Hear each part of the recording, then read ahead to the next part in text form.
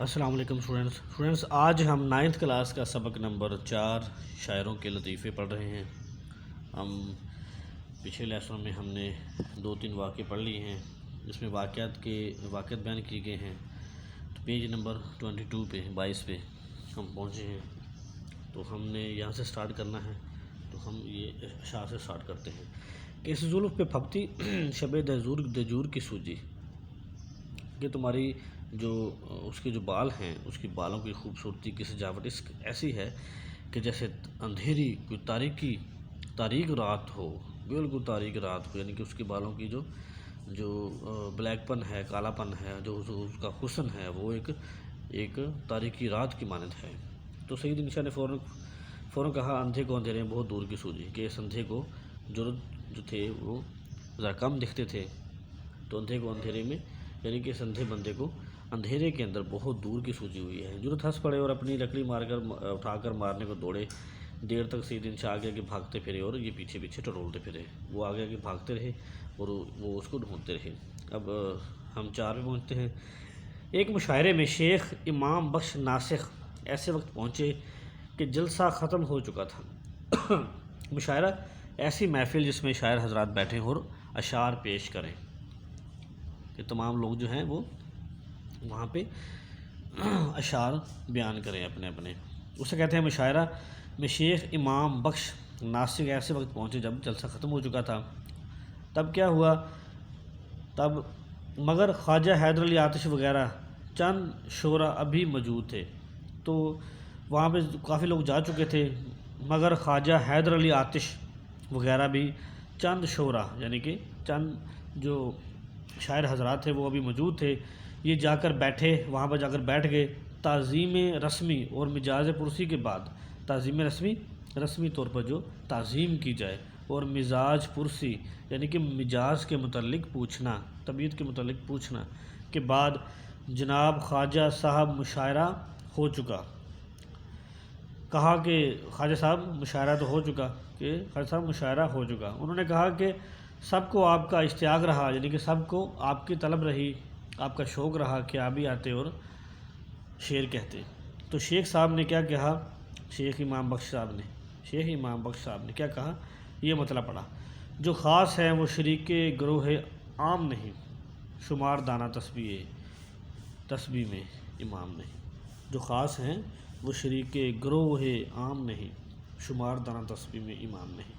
اس کا مطلب یہ ہے کہ جو خاص ہیں، جو خاص لوگ تھے، جو مہمان خصوصی تھے، وہ اس گروپ میں، اس محفل میں، مشاعرے میں شریک نہیں ہیں۔ تو اس نے کہا شمار دانہ تسبیح شمار دانہ تسبیح میں یعنی کہ شامل نہیں ہے محفل میں، جو مین دانہ ہوتا ہے میں امام نہیں۔ کہ خاص شخص جو ہے وہ جو تسبیح ہوتی ہے اس میں جو سب سے بڑا دانہ ہوتا ہے اسے کہتے ہیں امام، وہ پوری تسبیح کا امام دانہ ہوتا ہے۔ تو وہ کہتا ہے کہ یہ کون سی تسبیح ہے کہ جس میں امام دانہ ہی نہیں ہے، امام شامل ہی نہیں، امام سب سے بڑا جو دانہ ہے وہ ہے ہی نہیں۔ چونکہ نام بھی امام بخش تھا، اس لیے تمام اہل جلسہ نہایت تعریف کی، کہ ان کا نام امام بخش تھا، اس لیے اس شعر کو پڑھنے کے بعد تمام اہل جلسہ جو باقی وہاں شعراء بیٹھے ہوئے تھے انہوں نے بہت نہایت تعریف کی ان کی اس شعر پہ۔ اچھا، تو اسٹوڈنٹس آگے ہم پڑھتے ہیں قصہ نمبر 5 پہ۔ ایک شاگرد اکثر بے روزگاری کی شکایت سے سفر کا ارادہ ظاہر کیا کرتے تھے۔ ایک جو شاگرد تھے وہ اکثر ظاہر کرتے تھے بے روزگاری کا تانا، کہ میں بے روزگار ہوں، اور ارادہ رکھتے تھے، ظاہر کرتے تھے ارادہ سفر کے لیے، کہ میں یہ شہر چھوڑ جاؤں تاکہ مجھے کسی دوسرے شہر میں جا کے مجھے روزگار مل سکے۔ اور خواجہ صاحب حیدر علی آتش اپنی آزاد مزاجی سے کہا کرتے تھے کہ میاں کہاں جاؤ گے؟ تو خواجہ صاحب حیدر علی آتش یعنی کہ اپنی آزاد مزاجی یعنی کہ ان کی طبیعت میں بہت آزادی تھی، آزاد خیال تھی، آزاد مزاج تھے، تو کہا کرتے تھے کہ میاں کہاں جاؤ گے؟ 2 گھڑی مل بیٹھنے کو غنیمت سمجھو، اور جو خدا دیتا ہے اس پر صبر کرو۔ کہ 2 گھڑی کہ آپس میں اگر ہم کچھ وقت کے لیے بیٹھ جاتے ہیں، آپس میں جو ہم کچھ دیر کے لیے اکٹھے ہو جاتے ہیں تو اس کو غنیمت جانو، یعنی کہ وہ بہت بڑی بات ہے۔ آج کے دور میں اگر ہم ایک دوسرے کے ساتھ اکٹھے ہو کے بیٹھ جائیں، وقت گزار لیں اکٹھے، تو وہ بہت بڑی غنیمت جانو۔ اور جو خدا دیتا ہے اس پر صبر کرو، اور جو خدا دے جتنا بھی رزق، جتنی بھی چیزیں، جو بھی چیز جو خدا عطا فرمائے اس پر صبر کرو۔ ایک دن وہ آئے اور کہا کہ حضرت رخصت کو آیا ہوں، کہ میں رخصت کے لیے آیا ہوں، یعنی کہ جانے کے لیے آیا ہوں، کہ میں رخصت چاہتا ہوں، اجازت چاہتا ہوں۔ فرمایا خیر باشد کہاں؟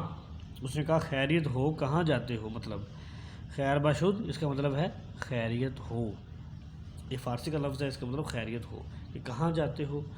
انہوں نے کہا کل بنارس کو روانہ ہوں گا۔ اس نے کہا شاگرد نے کہ کل میں بنارس جو شہر ہے انڈیا کا وہاں چلا جاؤں گا تاکہ مجھے کوئی روزگار میسر آئے، کچھ فرمائش ہو تو فرما دیجیے۔ انہوں نے کہا کہ کچھ اگر فرمائش ہو آپ کی تو فرما دیجیے، آپ کی فرمائش میں یعنی کہ آپ کے لیے کچھ لے آؤں۔ آپ ہنس کر بولے اتنا کام کرنا کہ وہاں کے خدا کو ذرا ہمارا بھی سلام کہہ دینا۔ تو خواجہ صاحب نے کہا کہ ہنس کر کہا کہ فرمائش تو کوئی نہیں ہے، لیکن اتنا کام کرنا کہ وہاں کا جو خدا ہے اسے ہماری کچھ فرمائش، اس کو ہمارا سلام کہہ دینا۔ وہ حیران ہو کر بولے، تو اسٹوڈنٹس یہاں تک ہمارا آج کا لیسن ختم ہوتا ہے، کل نیکسٹ سے پڑھیں گے، تب تک کے لیے خدا حافظ۔